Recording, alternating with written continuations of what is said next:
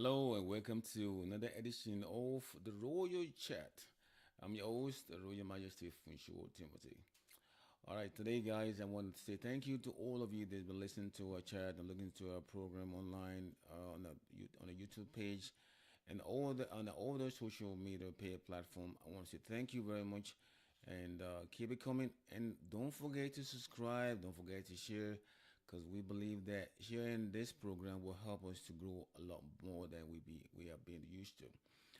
All right, I'm sure you probably saw my last video that talked about infidelity in marriages, in infidelities with husbands and wives. But today, I want to go a little bit deeper than that. I want to go into what the evolution of those crises that we have in our home. What really caused it? What is happening? And what I found out most time is that when issues happen, when there's divorce and separations in homes, it's because that is a faulty situation, or because the process of marriage did not manifest itself. Everything we do in life is a process. Whether we go to bed and wake up in the morning, it's a process. You don't wake up unless you sleep. You don't go to the bathroom unless you use drink water. It's a process.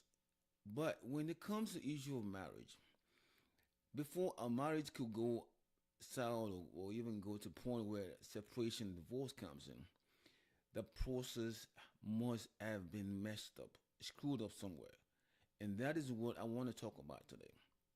The process of why marriages get screwed up, why things happens, what happened to the for better for worse, what happened to the death's do apart.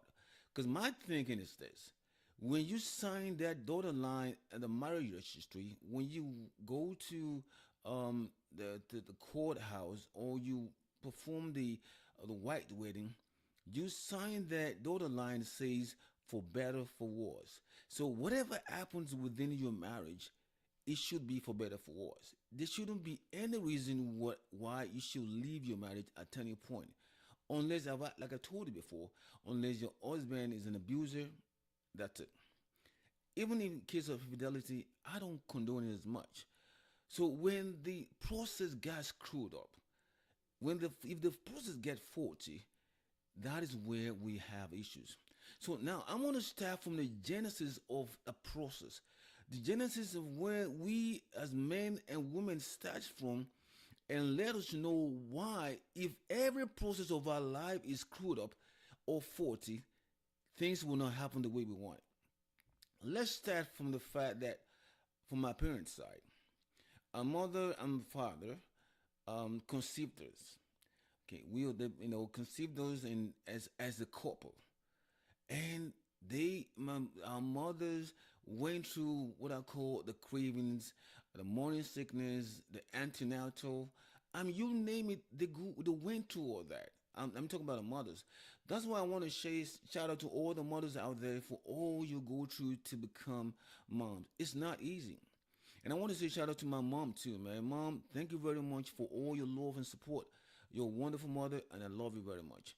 So when you look at the process of conception, the process of conception to the day the mother gave birth, that is a process. If the process is screwed up, there's something wrong with it. Now you look at it, the mother, and then there's some moms that have to go through IV, in vitro fertilization, all that to conceive the child. And that is something that I have to commend a lot of ladies and a lot of moms for. But now let's look at the process that's messed up. I mean, I've always said that, listen, that when the process, during the process, there's going to be challenges. No doubt about that. Just like we always have in the marriages. A process, when you go through a process in life, it's not going to be smooth. It's not going to be nice and cozy. It's going to be a lot of challenges that come your way. Like I said, when you conceive the child, it's not going to be that easy sometimes. Some women do have cravings and morning sickness, afternoon sickness. Those are the challenges that come with being a mother, that having a conception in your womb. But eventually you become a mother, and that's wonderful. Now let's talk about the faulty part of it. The faulty part of conception. The regular way of conceiving a child is to happen within a mother and a father. But now let's look at the faulty part of it. If you get your girlfriend pregnant, that's faulty process. It's a process of conception, but it's a faulty process. You didn't do it the right way, and it's not right. Is the faulty part. If you committed incest against a child, that's a faulty process. Even though the conception is real, but the way it's done is bad. If you did rape a lady and you get pregnant, that's a faulty process. So you look at a process now. Conception must be done the right way, and if it's done the wrong way, which I just mentioned earlier on, that's the faulty process. Now let's move to the point of you now becoming a young child, going to school. The process of going to school and graduating from high school also have to go through a process.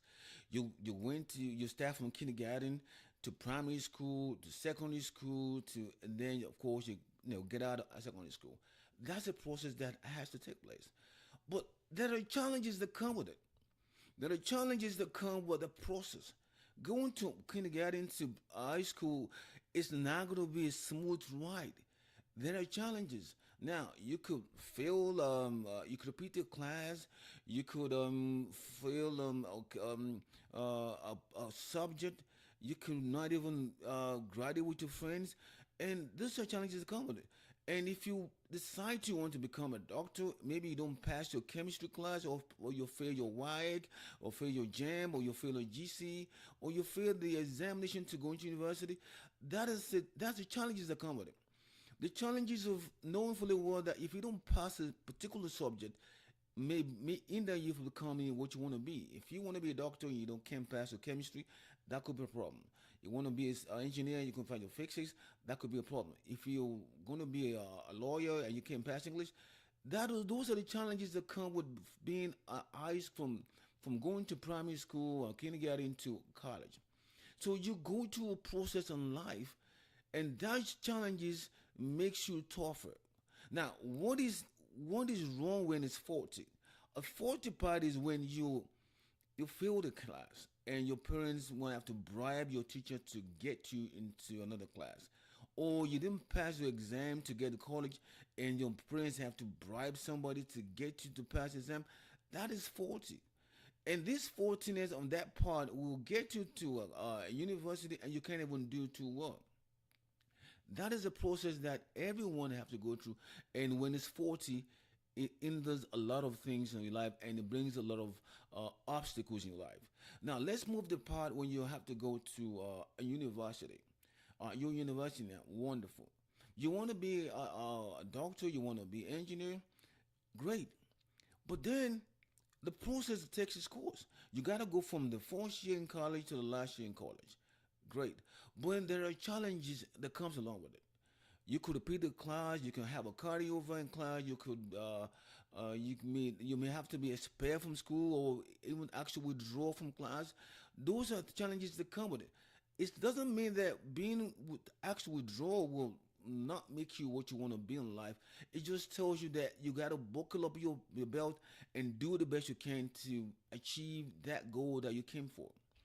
So that is the challenges that come with it. But when it's 40 is when you have to do those things that are not normal. Now, these are the things you do when you're in college that's not normal. You sleep with a lecturer, that's not normal. Okay? That's a part of the 40 of the 40 of the process. If you I have to ask somebody to do your exam for you, that is not normal. That's the part of the process that's 40. And you realize that if you don't do well in school and you studied say to be a doctor and you have a 40 process, how can you perform well when you get out to the public and be a doctor? How can you do a regular checkup on somebody when you can't even do that when you're in school? And if you're a lawyer and you failed, you have a 40 process, how can you even write a brief in when you get out there? I can even go to court and defend yourself when you can't speak well. These are the four, so this fourth process that we have to understand in life to get to where we're going. There must be challenges in that situation, and then when it's 40, it does affect a whole lot of things. That is outcome of going to university, and of course when it's 40, things gonna happen. Things happen. Now let's move to the issue of now what I'm going to the issue of love and and marriage. Now the first part of love is when you meet somebody. The old-fashioned way in the 1980s and 1920s or 2000 is you go out there, you meet someone in the street, and you talk to them. She likes you, wonderful. It's not as easy as I said it, but that is a process that needs to take place. But in most cases, it's not all the time that you talk to a lady that she's gonna accept you. It's not the time that you ask the lady out that she's gonna say, "Oh yeah, let's go." There are times that you're gonna get rejection. That is part of the process. That is part of the challenges of life. That when you meet somebody, you're gonna it's not gonna be okie dory, let's go out, oh I like you, you like me. No. Ladies will not give you that straightforward answer when you meet them. You just have to keep pressuring them, keep doing the right thing, keep making sure that she enjoys it. The process of doing that now will make you realize that how much you really cares about this woman. But if you just meet somebody and she automatically agrees to be your girl, that is a process that's faulty. And I've seen that a lot of times. But now let's move that to 2000 to now, when all you got to do is go on a dating line to, go online and date somebody. That's a process that's faulty. Because how are you sure that this lady you met online is the real thing? And a lot of us that date people these days, especially people that live in diaspora, we date by looking at pictures of somebody. We date by looking at in the video cameras or even look at WhatsApp calls. How do you know that this lady is the real thing? Now, don't tell me that you've done your own work, you find out who the lady is. Oh, she's a great lady, she's wonderful. No, and most time we do believe what people tell us about these girls. Now you find out you really know these girls, but do you know her deep enough to understand that she could be the lady in your life? And don't even think that you want to trust anyone to go through the process with you. So what I'm saying is this: if you're gonna date somebody, go through the process of knowing that person and make sure that this person is really the person you want to marry to. But unfortunately, most of us don't go through the process.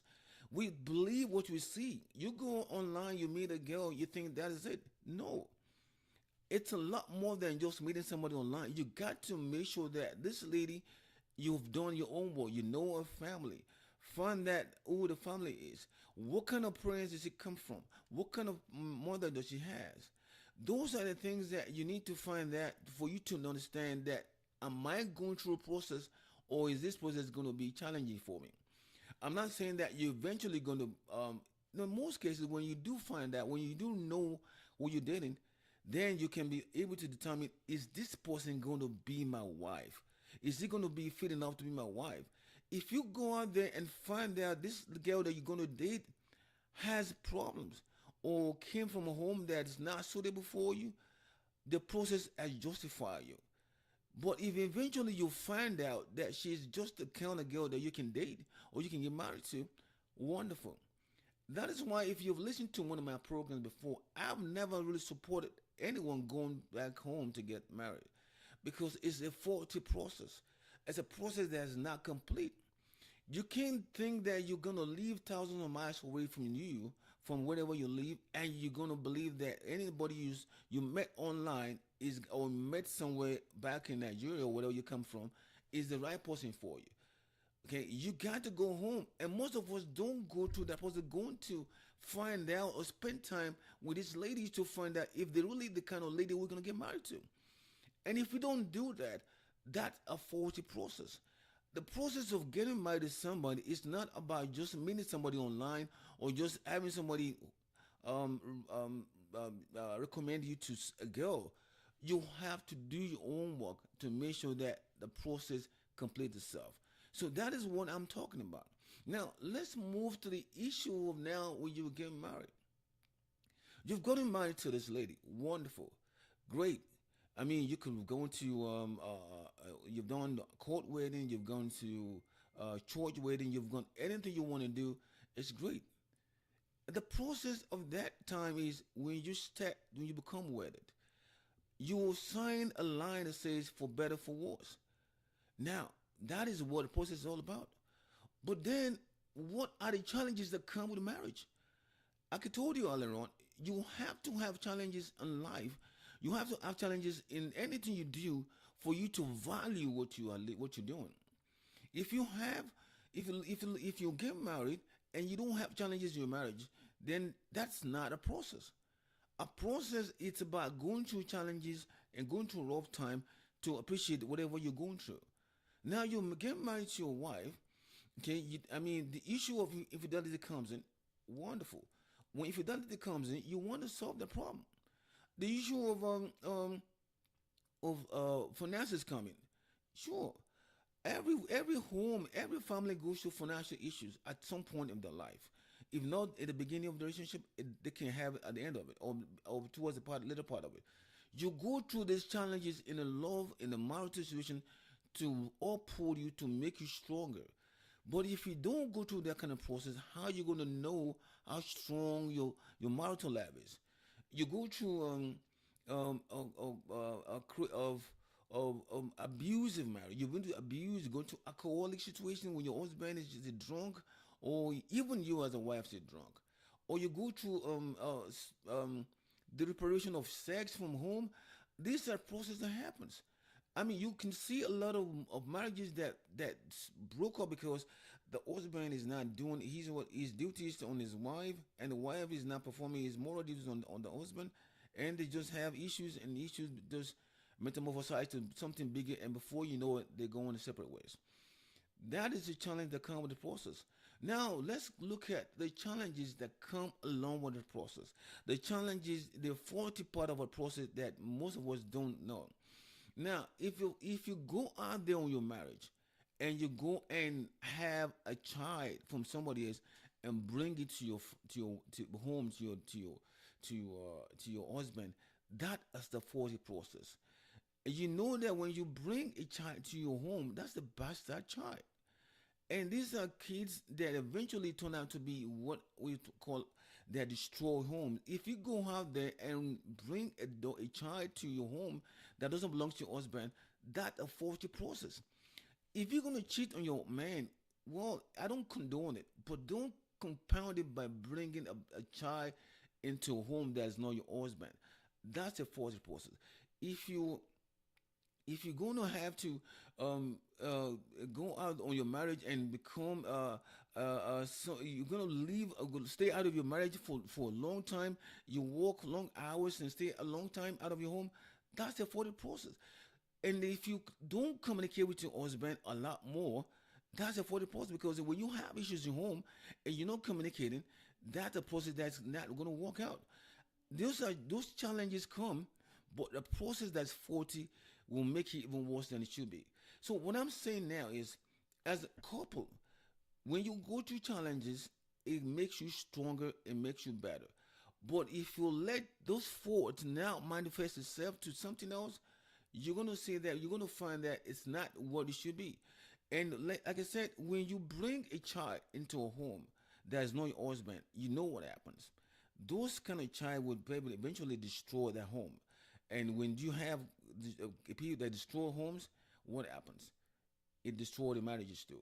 So what I'm trying to tell most people today is this: if you are married, if you're in a marriage situation and you don't let the process of marriage take its course, and you try to bring in issues that's going to destroy it, it's not only going to destroy you, it's going to destroy more than everybody in their marriage.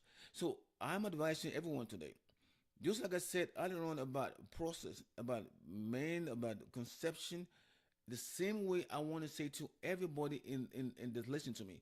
When you are married and you have gone through challenges, it builds you up. It makes you a better person.